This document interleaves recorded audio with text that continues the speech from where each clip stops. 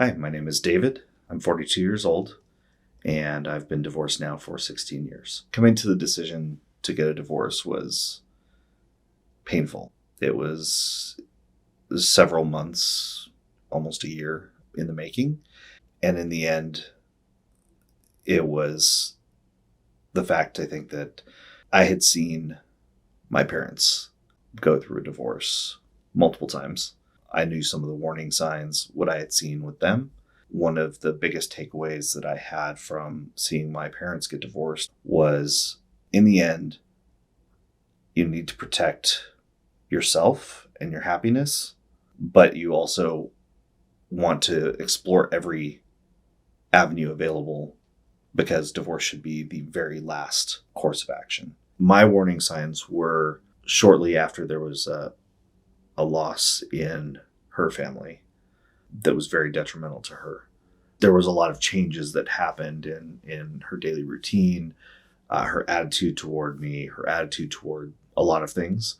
And at first, I just took it as she's grieving, she's mourning in her own way. And, I just have to kind of let her get through it. But eventually, those changes began to change even further. And one of the biggest things that, was a warning sign for me was she had started to become very upset when I wanted to visit any friend that was not married. It was very odd. And at the time, I didn't fully understand, what was going on. Then it became that she got upset whenever I wanted to visit anyone without her.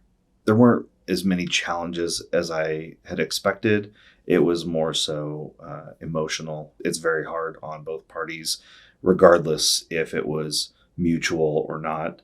You're shattering a marriage. You're breaking, what was supposed to be a lifelong vow. So the most complicated thing is the emotions in it. We were fortunate that, well, I say fortunate, but there's no fortunate things in a divorce. But as far as a divorce goes, we had no property and we had no children, which made things much easier on the legal side. Because I think the people that are most affected in the divorce is going to be children. We had gone to counseling. We had discussed with friends, with family, myself more so than her. I have an easier time, I think, talking about these things to people, admitting to myself that there's a problem or that there's something that, needs to be discussed. And I think that was a lot harder for her, which is why it was a lot harder for her to accept that this was happening. Having a support system is a non-negotiable need. You need to have friends and family. Without it, you'd be lost. Because you kind of have this loss in the pit of your stomach. Even if this is what you want, you still have that. It's hard to kind of quantify in words, but just having, your support system there and being there for you, and, whether it's to get your mind off of things or to let you vent or to let you just, kind of totally break down and, lose it. That's what gets you through it for sure. It's hard to discuss these things with your family because your family obviously has very strong emotions invested into, your relationship. When you're married, they're a part of your family and you're ripping that family apart. I couldn't imagine going through this without really good friends and family being there for me. Sometimes they can't be objective about support. So I think that's kind of where friends come into play more so than family does. We definitely reached out for counseling help. I recommended it at the very beginning. When I first, kind of accepted the fact that this was the route it was going to take, the divorce path, that's when I first brought up counseling. I was immediately hit with, absolutely not. Why do we need counseling? And I believe the phrase was, "There's nothing wrong." And I said, well, if one person in the relationship feels there's something wrong, that means there's something wrong, whether the other person feels that way or not. Because, I mean, you're in it together. So that was really rough not to be able to get the help that I was hoping that we could get early enough that would make a difference. And then once the divorce was initiated, then she was more amenable to going to therapy. But at that point, we had already crossed that threshold. And in my heart, I don't believe there was a way of coming back from it. And the therapist at that point, I was looking for their help to bring her onto the same page as I was, because she kind of refused to acknowledge that we were in that place. And they did help with that. Telling friends about the divorce was a little bit easier than telling family about the divorce. A lot of your friends, especially the close friends, they're going to know that you're going through stuff just from, your day-to-day communications, lack of communications, things that you do normally. It'll be very easy to see that there are issues. And so going to them and, bringing them into the fold and letting them know what's going on wasn't too difficult. Whereas family is rough. You don't want to let down your family, and you do. You kind of feel like you're letting, your relationship down. You feel like you're letting your family down because they are a part of your family. It's really rough, and I think everybody has to kind of do it in their own way. For me, it was each person I told was individually, and I didn't want to just make an announcement. I wanted to have a conversation with each person so that they knew where I was coming from, and, they could ask questions and not feel strange about it. I think the most difficult of all the people we had to tell was our mutual friends that we both knew before we were married. And that was really difficult, because friendships that you've both had, then there's almost this feeling of choosing sides. And having been on the other side, having been a friend of somebody getting a divorce, I knew what they were going through. It's really hard when you have two people that are both your great friends. Now it's just, are you on the guy's side, or are you on the woman's side, or are you on the husband's side, the wife's side? And it seems trivial, but the emotions and the feelings are harsh. So one of the things that, I made very clear was, if you have, to my friends that were friends with both of us, I said, if you have this urge that you need to stop talking to me or stop talking to her, I hope that you don't. I hope that we can all continue to be friends, but I also want you to know that I'm not going to be upset if you need to distance yourself and, feel like you need to only be her friend or my friend. That's, going to be up to you, but there's no ill will on my side. I do think that I did get married too young. I think that was,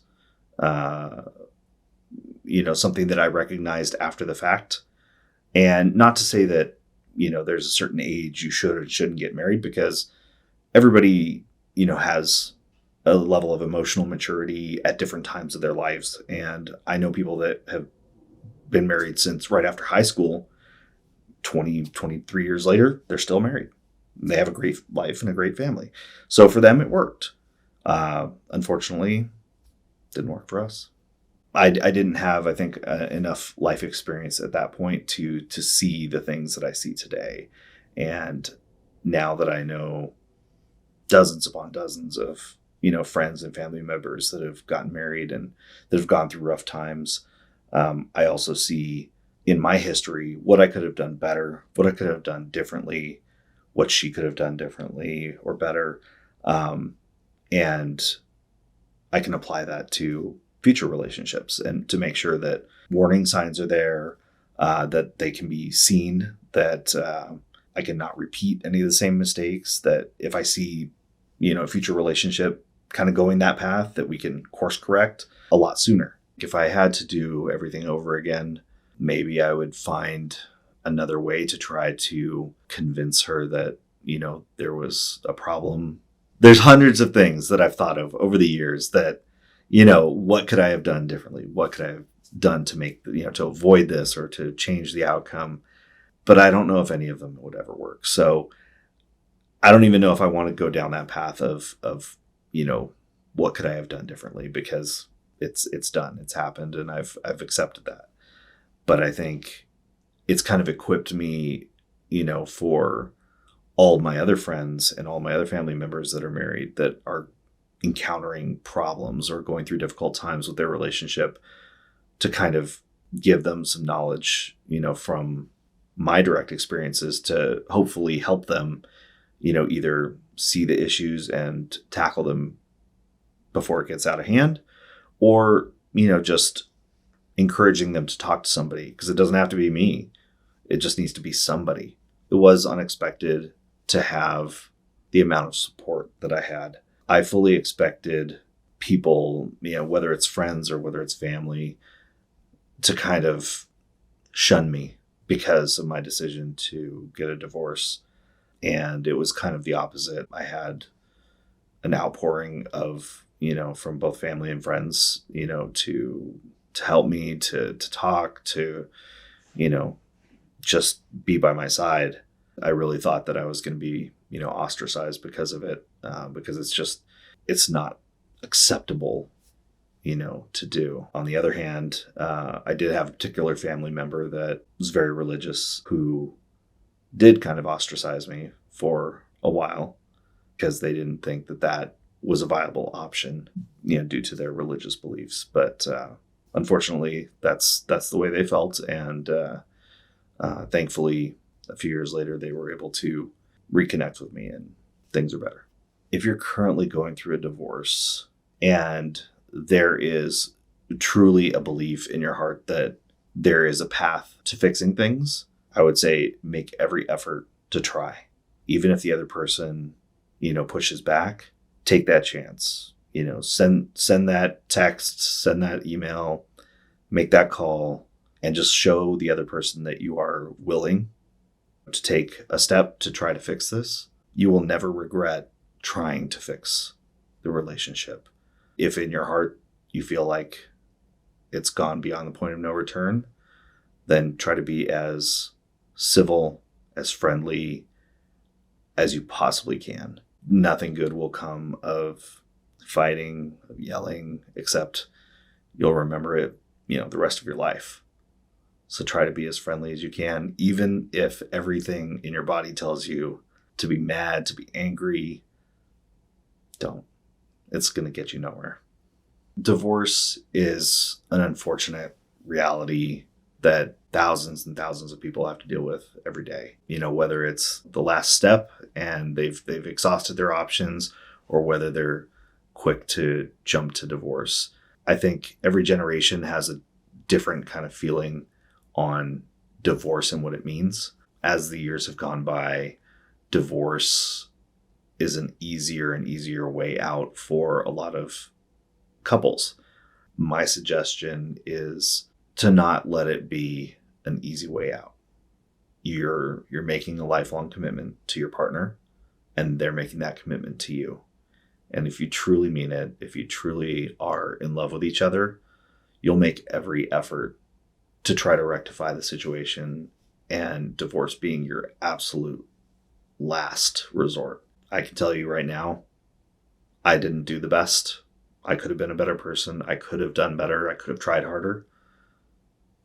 So could she. But, from what I learned in my life and through my divorce, you can do better and just do the best you can, because fixing that is probably going to feel better than anything you could ever think of. Ending it is probably the worst thing that you're going to ever feel. So make that effort. But if that is your last resort and that is what it comes down to, do your best to be as friendly and courteous to the other person even if they're not showing you that same respect back, because everything that you feel, everything that you go through will stay with you for so long. Be the bigger person, no matter what the other person is doing. You'll thank yourself later.